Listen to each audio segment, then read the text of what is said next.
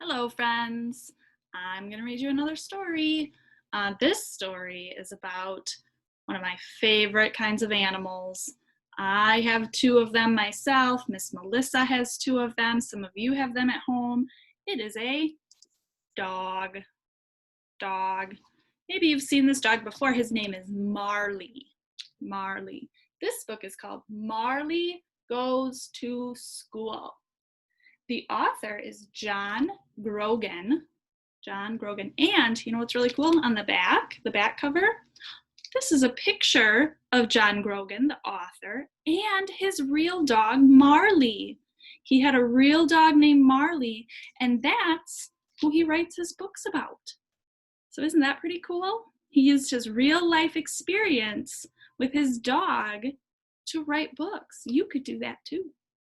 All right, so this is called Marley Goes to School.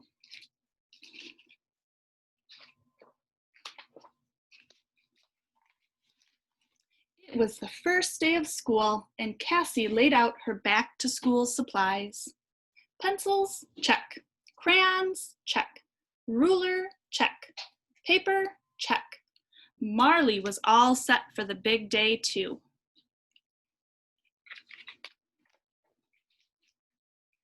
By the front door, he laid out his supplies. Chew bone, arf. Squeaky toy, woof. Liver treats, ruff. Favorite blanket, ow. Baby Louie crawled around the corner. Waddy goes school too, he exclaimed. Mommy looked at Marley, thumping his tail by the front door. I don't think so, big guy, she said. I definitely don't think so, added Daddy. You silly dog, Cassie said, patting Marley on his big blacky head. School's for kids, not dogs.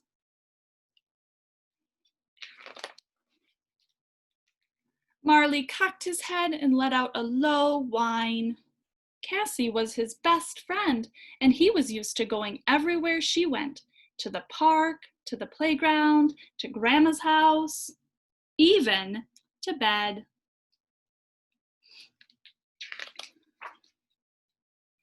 Grab your backpack, Mommy called out. We don't want to be late.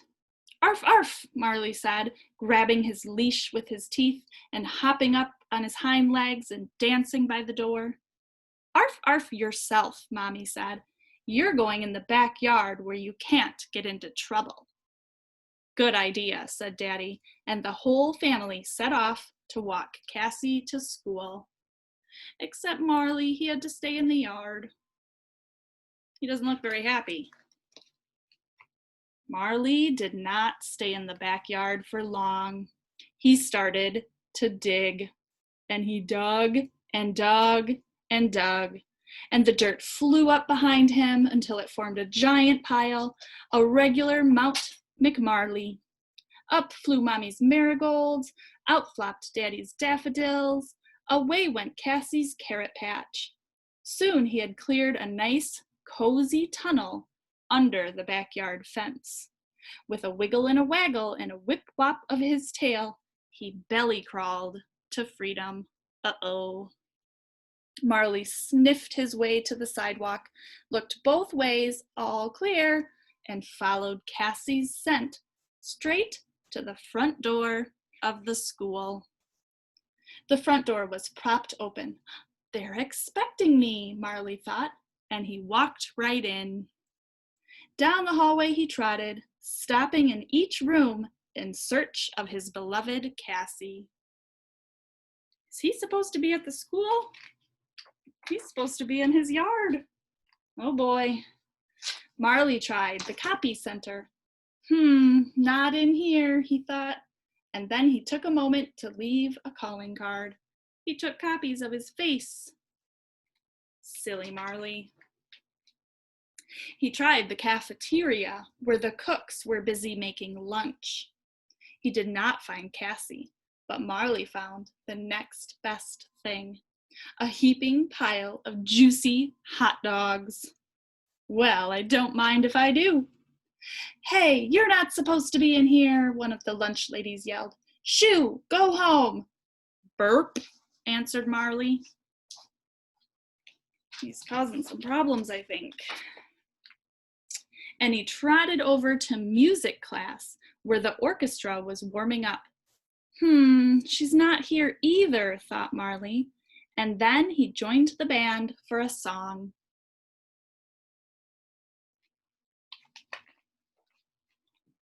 In science class, Marley did not find Cassie, but he did find a cage with 10 white mice. "What are you doing in there?" With a scratch of his paw and a flip of his nose, Marley busted open the cage door, and the mice scampered to freedom. He barked excitedly, as if to ask, "Who wants to help me find Cassie?" Marley followed the mice to the library, where the quiet didn't last long. "Mice!" screamed a little girl. "Big fat ones!" shouted a little boy. Oh boy. Marley raced to the gymnasium, where he suddenly forgot all about Cassie. When that dog saw a ball, he could think only one thing: catch me if you can. "Hey," yelled the teacher. "Hey," yelled the kids. "Come back with our ball."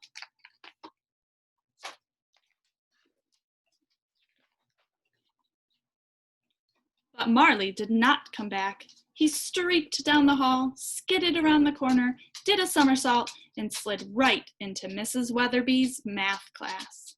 Mrs. Weatherby peered through her thick glasses as she wrote on her chalkboard. "Oh my," she announced.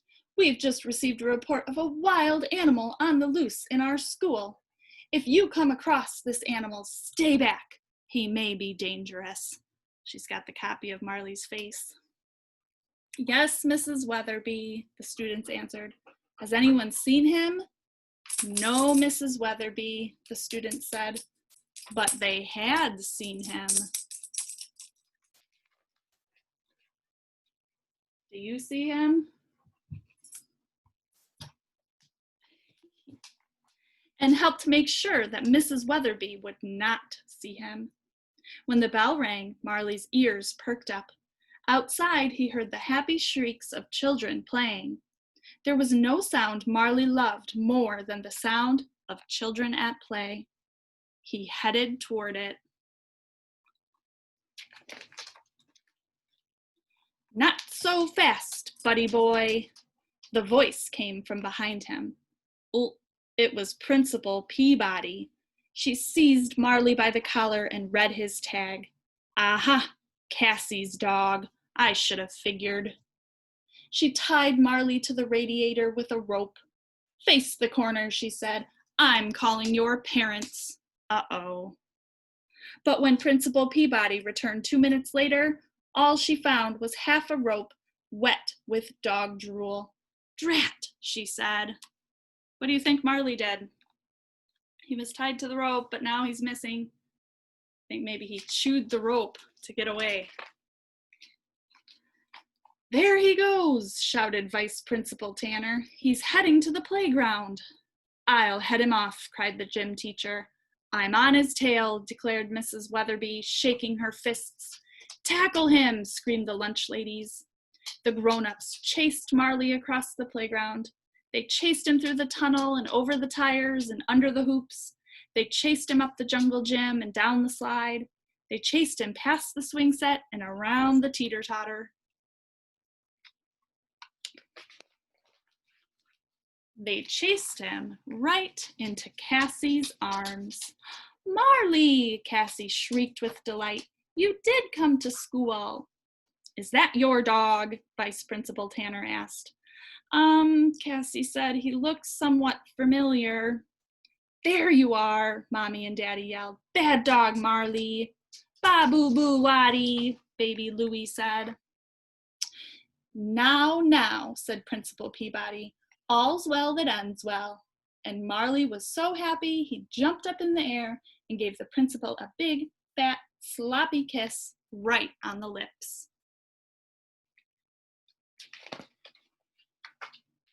Teacher's pet. So he found Cassie after all. But then I bet Mommy and Daddy took him home because dogs aren't supposed to be at school, are they? I hope you enjoyed that story. Bye.